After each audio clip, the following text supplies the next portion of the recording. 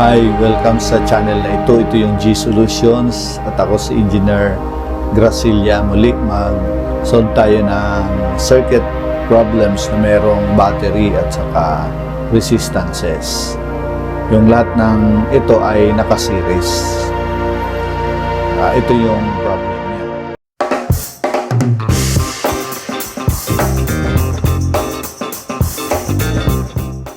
Ang sabi doon, may kunin daw natin sa letter A yung AC, voltage ng A to C.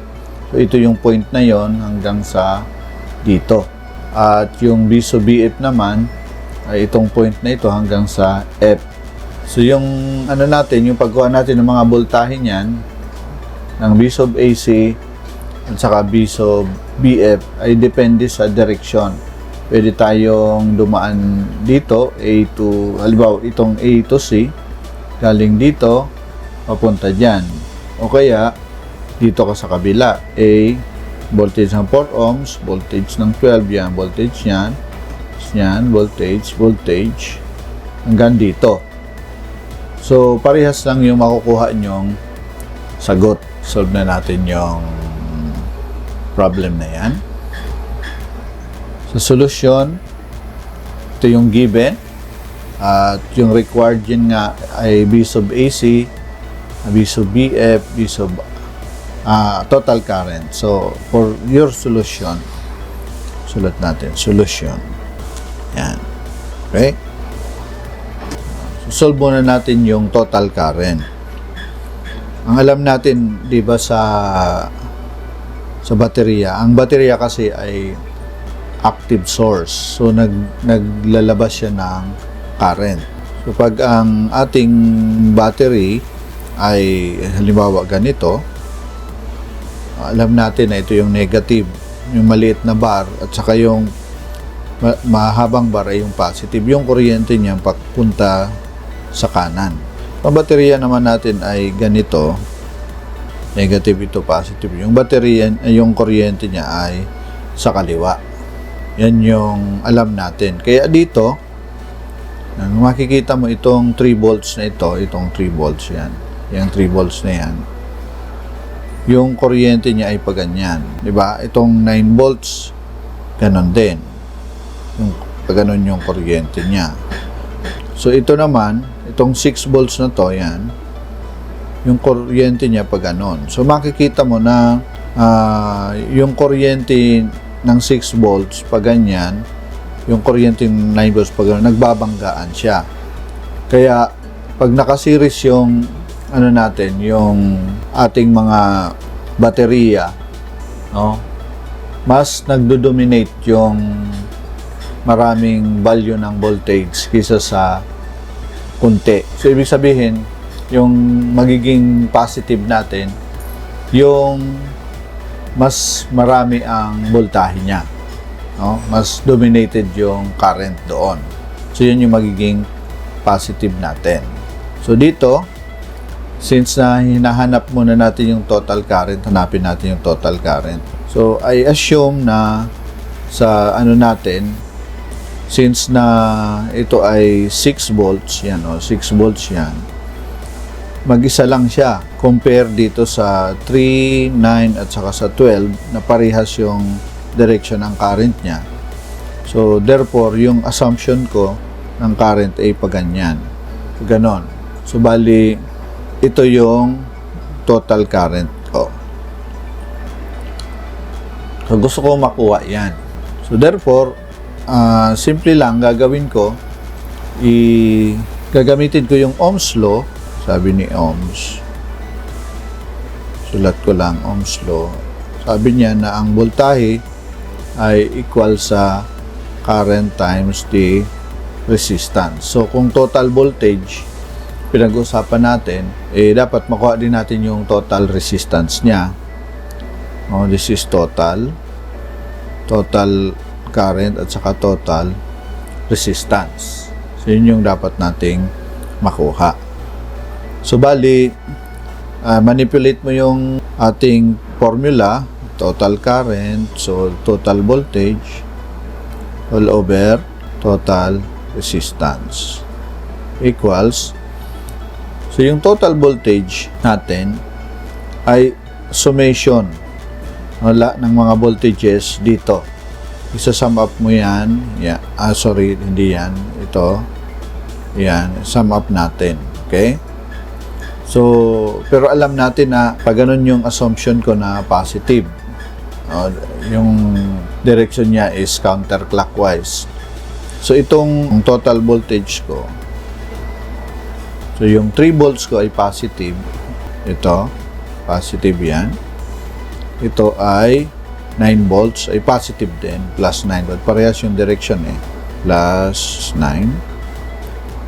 Ito naman, parehas direction ng 9 volts at saka 3 volts. So, positive din siya. So, plus 12. Pagdating dito, sa lungat siya, kaya yan ay negative. Okay, so, negative 6. So, lahat ng mga resistances ko, ay i-add ko kasi naka-series yan kung makikita mo. So, yung 3 ohms, simula tayo dito, di ba? Ito yung 3, naka-series kay 2, naka-series si 5, naka-series yan, naka-series, and series, okay? So, yun yung i-add natin lahat.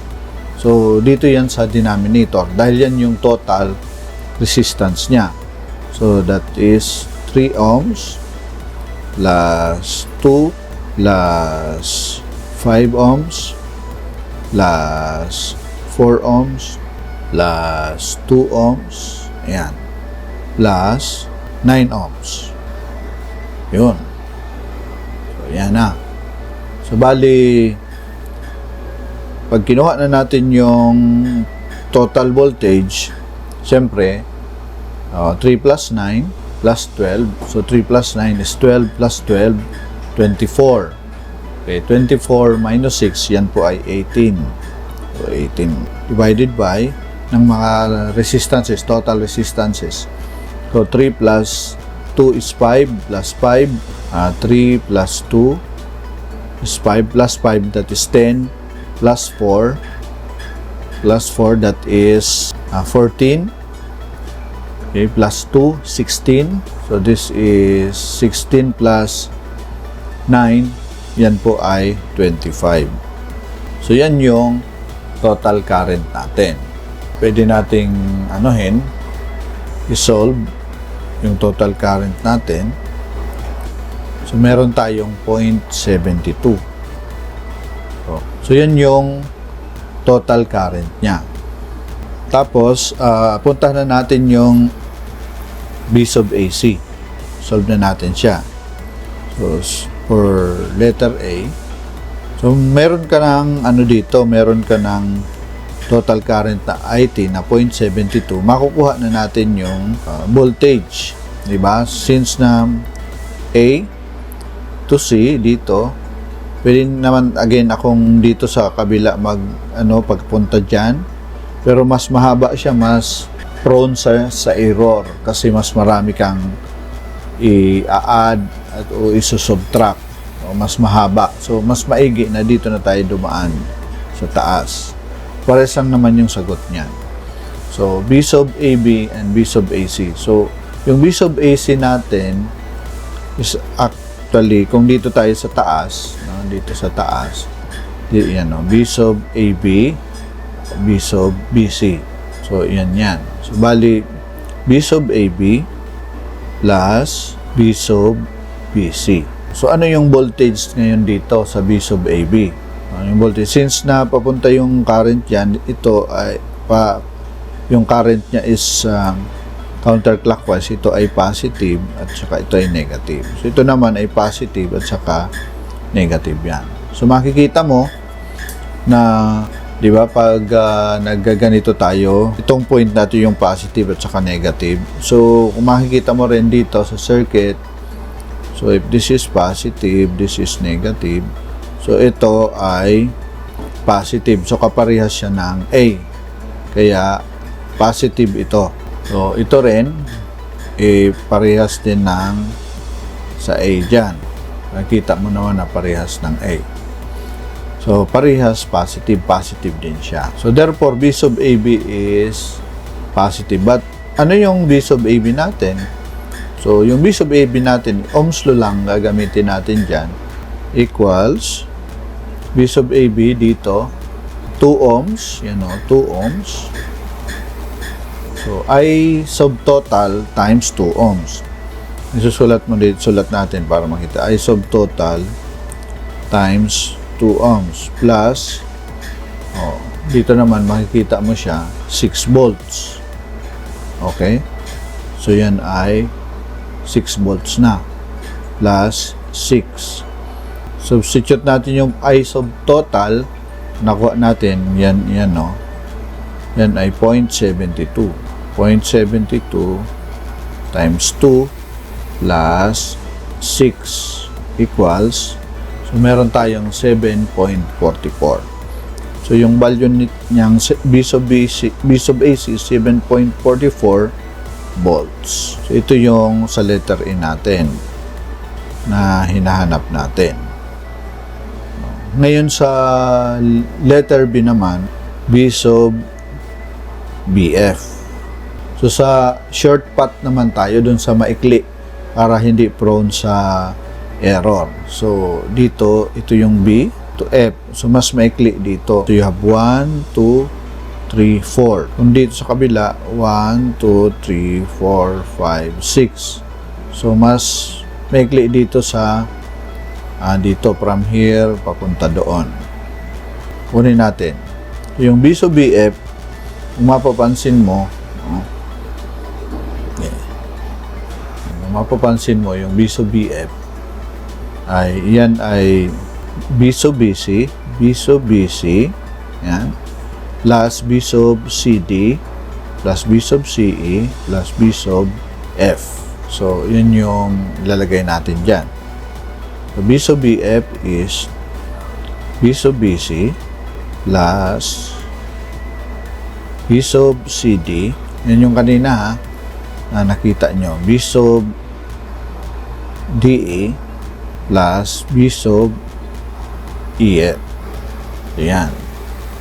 So, ano yung natin, mga polarity niya? So, kung ito yung point na kinoconsider natin, B at saka F, so ito ay positive siya. Positive at saka negative. So, yun.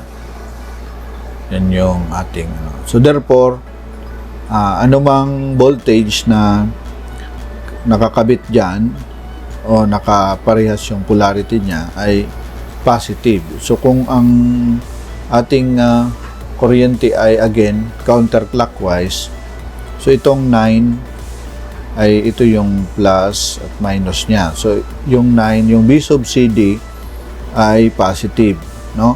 Yung 6 volts niya ay positive din. So, this is positive. Ito, negative, positive. So, yung 3 volts lang yung negative. Iba yung direction ng kanyang polarity. So, yun. So, lagay na natin dito. So, B sub BC, may value siya. Yung B sub BC natin ay 6 volts. Isulat natin dito. 6 volts. Positive yan, ha? So, yung 9 ohms naman, yan, ito. 9 ohms, that is also positive. So, yung voltage dyan ay total current times 9 ohms. So, plus the total current times 9 ohms. Dito naman, ito, rin, yung voltage ng B sub DE ay total current times 3 ohms. B sub DE is total current times 3 ohms. Yung BEF natin, okay, yung BEF ito, yan, BEF, kita mo na baliktad siya. So, negative siya. Negative 3 volts. Ano yan? Active source or active element. So, negative 3. Yon. So, ano yung value nito? Again, simplify natin. So, yung 6 at saka 3, subtract natin yan. Yan ay 3. So, yung total current ay 0.72 times 9 plus 0.72 times 3.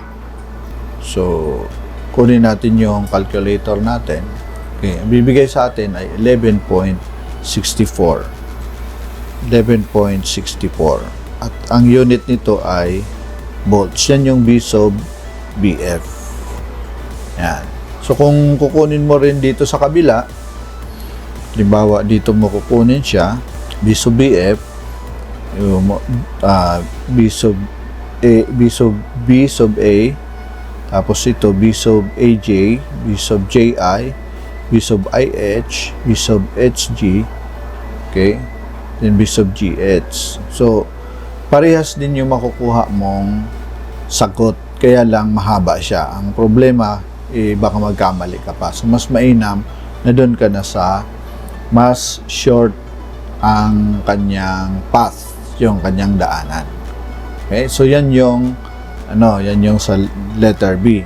At punta naman tayo dito sa letter C. Sa letter C, makikita mo na nakuha na natin yung total current. So ito yan, di ba? So isulat ko na lang yung total current ay total is equals to 0.72 ampere. Yun. Yan. Sige. So, again, ganito lang yung mag-solve ng problem na yan.